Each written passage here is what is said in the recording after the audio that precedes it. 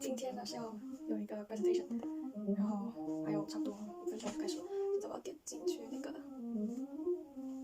链接，就 open Zoom， 然后就等一下。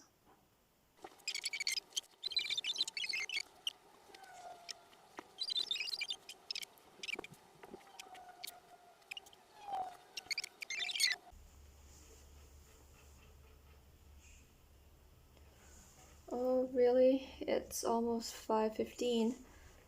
And still, no?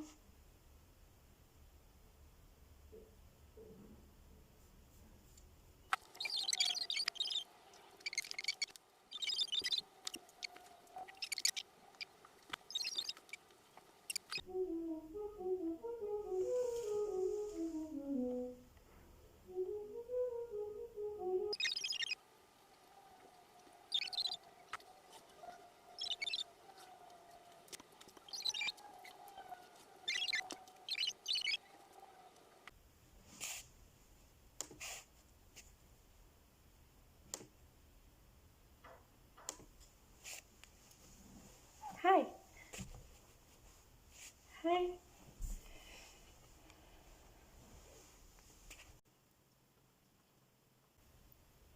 Sure.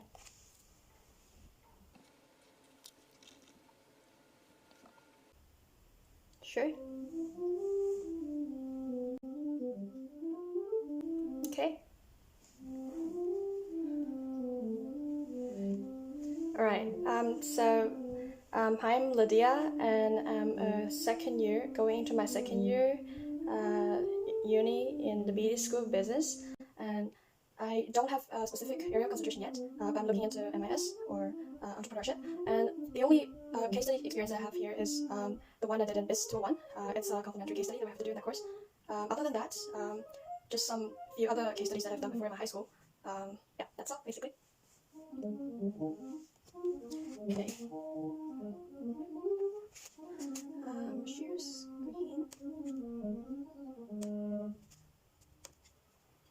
Okay, I think that's right. Now all you can see. Now all of you can see my screen. Okay, so I'll just start right now.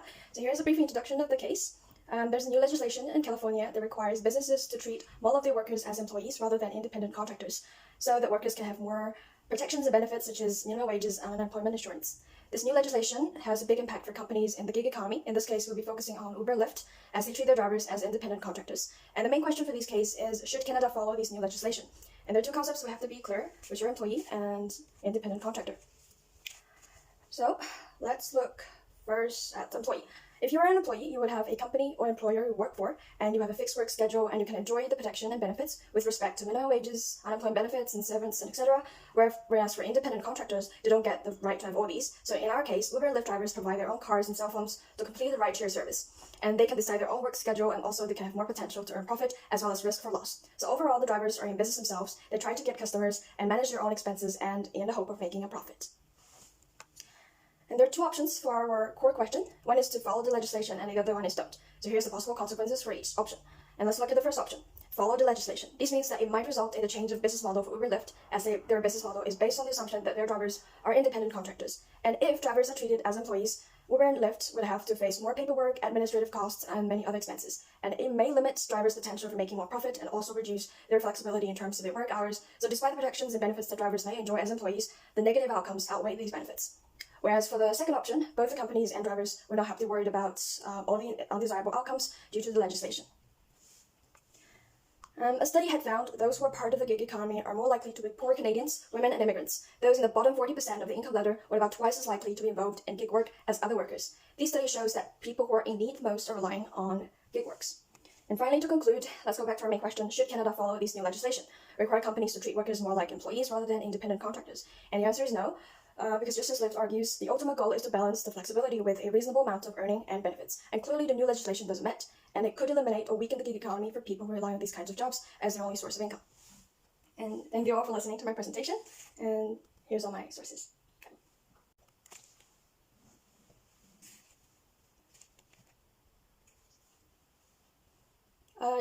Yep. Analysis, okay.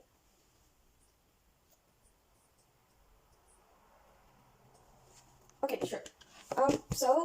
First option is to follow the legislation, and because the business model for Uber Lyft is based on that the drivers are independent contractors, and if they follow the legislation, which is treating their drivers as independent contractors, they would have to consider changing their business model. And of course, if they have more employees, that means more costs for administration and all the other expenses. So there obviously would be more cost for businesses.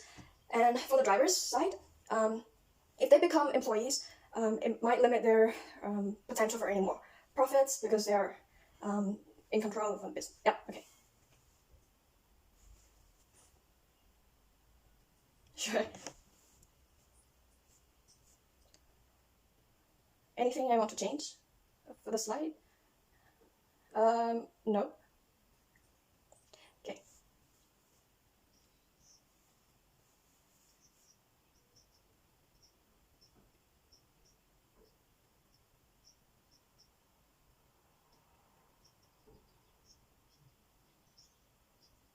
Okay, so the legislation just says require companies treat workers more like employees rather than independent contractors. And right now, in our case, Uber and Lyft drivers, they need more protections and benefits, but they also need the flexibility that they want. So the legislation clearly doesn't match because it doesn't. It's like so straightforward saying you have to treat your workers like an employee or independent contractor. So I think the solution for this is that government could help to provide funds for the drivers who are in need, and also include other workers in the other industries, not just Uber and Lyft drivers.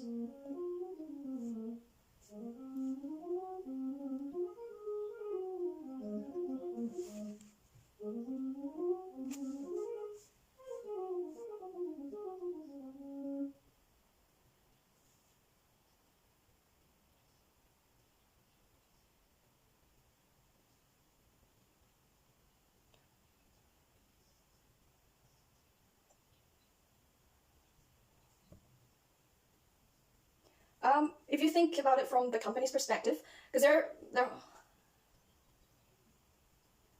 okay. So from the poor Canadians and women and immigrants' perspective, yes, it is of course that they can have more benefits and protections. That would be great. But being an employee, as I said before, the definition of employee, it's actually limiting their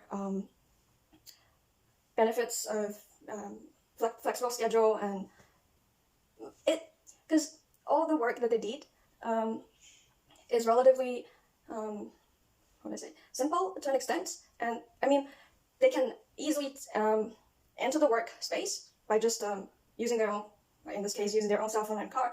But if they're treated as employee, it might be yeah, that's the point.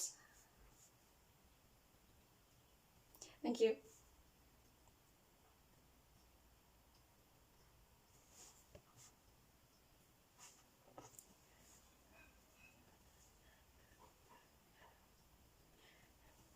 Thank you.